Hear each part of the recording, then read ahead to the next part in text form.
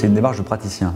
Moi, je ne suis pas un universitaire, je suis un homme d'entreprise, et ce qui m'a motivé pour écrire ce livre, c'est avant tout de voir que des processus qui avaient eu lieu dans une vie antérieure dans la musique étaient à l'œuvre dans le secteur du cinéma où je suis actuellement.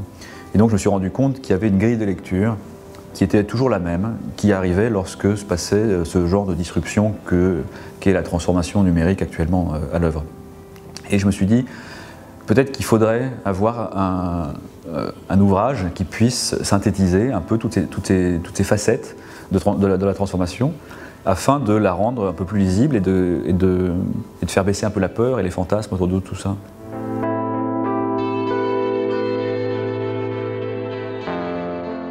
Oui, c'est quelque chose que j'ai découvert en écrivant. En fait, j'avais commencé ce livre comme une réflexion sur l'innovation dans la culture, et ça s'est terminé comme un livre sur la culture de l'innovation finalement. Et au-delà du jeu de mots, au-delà de la petite phrase, il y a vraiment de l'ordre de l'exemple. En fait, les industries culturelles, elles sont au premier lieu en fait menacées par ces changements, mais on peut en tirer effectivement des règles qui s'appliquent sur toutes les industries.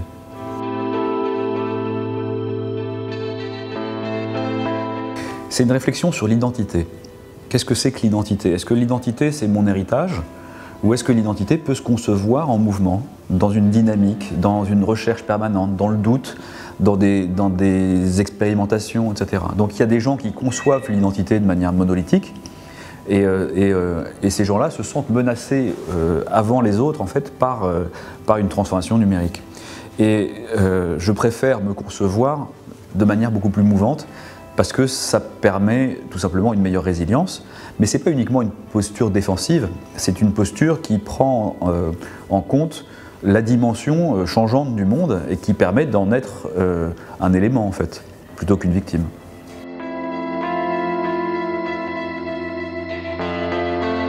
L'hybridation, ça recouvre plusieurs éléments. Le premier, c'est que les usages ne vont pas, les nouveaux usages ne vont pas remplacer les anciens. Ils vont au contraire s'additionner. Donc il va y avoir une baisse sur des activités historiques liées au développement de nouvelles activités, mais on a déjà perçu par le passé que des nouveaux usages ne venaient pas complètement chasser les anciens. En 1910, quand la radio est arrivée, le phonogramme n'est pas mort à ce moment-là. Au contraire, la radio est devenue un formidable outil de promotion de l'édition musicale. Et donc, à cette hybridation des pratiques, il faut faire correspondre une hybridation des structures, c'est-à-dire principalement des entreprises, mais aussi des institutions, etc., et des hommes. Et elle doit permettre à l'entreprise de se définir de manière moins monolithique sur un cœur de métier. L'entreprise va définir sa raison d'être avec sa manière de répondre à des besoins humains fondamentaux. Par exemple, Kodak, qui n'a pas su se définir autrement que comme un chimiste, n'a pas pu prendre le virage du numérique. Si Kodak s'était perçu ou vécu comme une société qui apporte des solutions de stockage pour que les gens puissent partager des souvenirs, etc., et bien là, ça les autorisait à pouvoir travailler sur ce nouveau champ qui était la photographie numérique, qu'ils ont eux-mêmes inventé d'ailleurs, et dont ils sont morts. Donc on le voit que le caractère hybride d'une structure va déterminer demain sa capacité à survivre.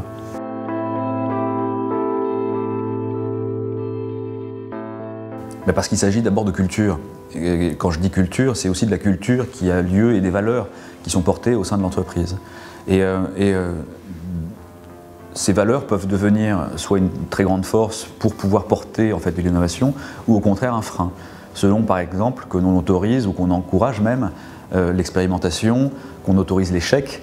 On le sait, hein, c'est un élément fondateur de l'innovation, l'échec. Malheureusement, il est inhérent en fait. Dès lors qu'on innove, dès lors qu'on sort des sentiers battus, il y a un taux de réussite qui est par nature plus difficile à mesurer en amont. Et Amazon vient de le dire suite à l'échec de son Fire Phone par exemple, en disant sans échec, Amazon ne serait pas une entreprise innovante.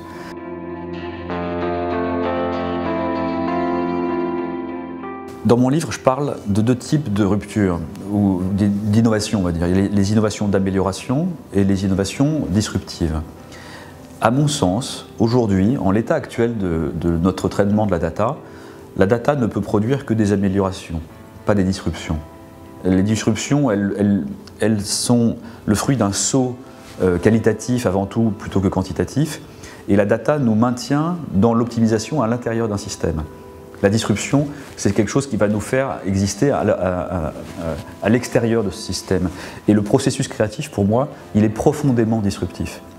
Quand on voit un film qui nous plaît, la dimension de surprise qui est portée par une proposition qu'on n'aurait jamais imaginée soi-même est partie intégrante du bénéfice qu'on va en retirer en tant que spectateur. Et pour l'instant, les algorithmes et la data ne savent pas faire ce saut-là. Ils savent améliorer ce qui existe au sein d'un système, mais ils ne savent pas faire ce saut qui vous amène ailleurs complètement, dans des nouveaux pâturages. Et donc, ça me donne beaucoup d'espoir dans l'humain.